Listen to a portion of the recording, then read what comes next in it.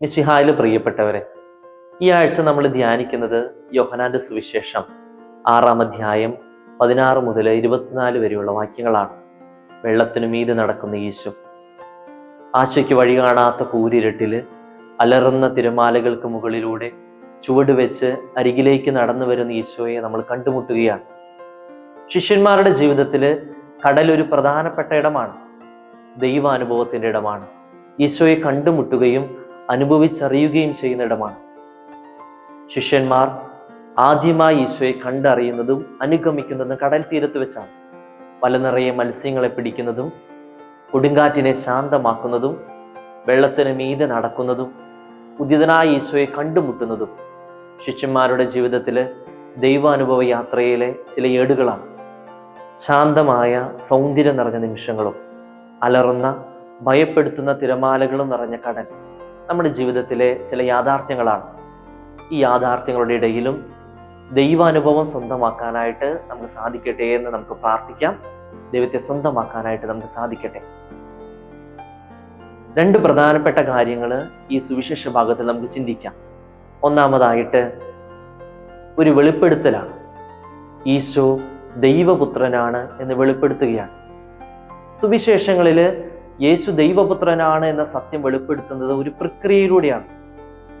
ചില സന്ദർഭങ്ങളിലൂടെ, ചില സംഭവങ്ങളിലൂടെ സുവിശേഷകന്മാര് ഈശോ ദൈവപുത്രനാണെന്ന സത്യം പതിയെ വെളിപ്പെടുത്തുകയാണ്.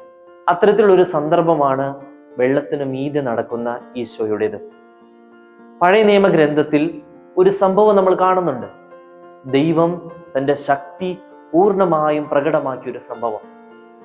ഇസ്രായേൽ ജനത്തിന്റെ ജീവിതത്തിൽ മോശയുടെ നേതൃത്വത്തിൽ അവര് ഈജിപ്തിൽ നിന്ന് കടന്നു വരുമ്പോൾ ചെങ്കടൽ വിഭജിച്ച് കടന്നു പോകുന്ന ആ സംഭവം. ഈജിപ്തിലെ ഫറവോയ്ക്കും ഇസ്രായേൽ ജനത്തിനും ദൈവം തന്റെ ശക്തി വെളിപ്പെടുത്തുകയാണ്.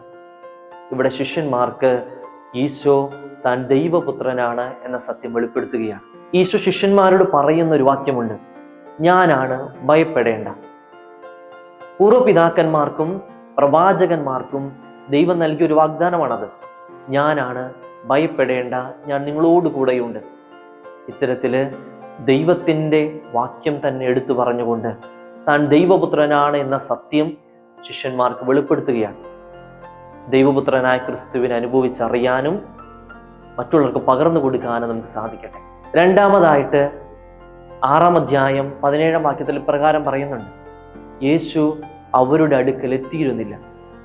ശിഷ്യന്മാര് നടത്തിയിരുന്നത് യേശുവിനെ കൂടാതെയുള്ള ഒരു യാത്രയായിരുന്നു. ഇത്തരത്തിൽ ശിഷ്യന്മാര് യേശുവിനെ കൂടാതെ യാത്ര ചെയ്യുമ്പോൾ അസ്വസ്ഥതകൾ ഉണ്ടാകുന്നുണ്ട്, ഭയപ്പെടുന്നുണ്ട്. ഇത്തരത്തിലുള്ള ഭയങ്ങൾക്കും അസ്വസ്ഥതകൾക്കും അറുതി വരുന്നത് അവർ ഈശോയെ കണ്ടുമുട്ടുമ്പോഴാണ്. നമ്മുടെ ജീവിതത്തിലും നമ്മളെപ്പോഴും ഈശോയെ കൂടെ കൊണ്ട് നടക്കാനായിട്ട് നമ്മൾ പരിശ്രമിക്കണം. നമ്മുടെ ഹൃദയത്തിൽ ഈശോയ്ക്ക് എപ്പോഴും ഒരു സ്ഥാനം കൊടുക്കണം.